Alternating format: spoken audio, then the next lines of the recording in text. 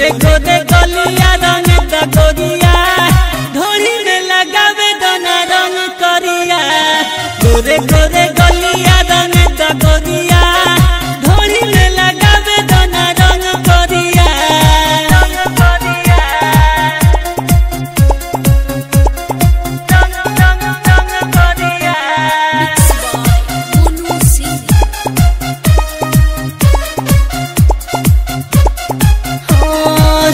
घर बदन चिकनाइल बा होली के मौसम आइल बा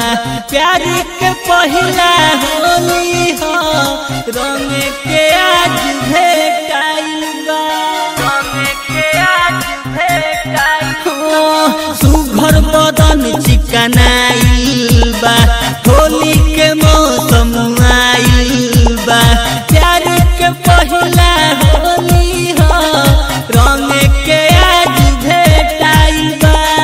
रूपवा लगेला दही के तरिया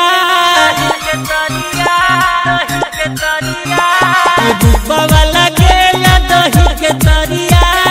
ढोली में लगावे दोना रंग करिया गोरे गोरे गलिया रंग गोरिया ढोली में लगावे दोना रंग करिया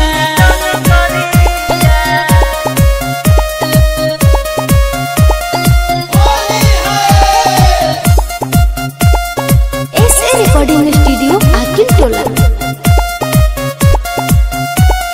चिकन गोरे गाल बा रंग दहोली के ताल बा सूरज सने ही मनु जी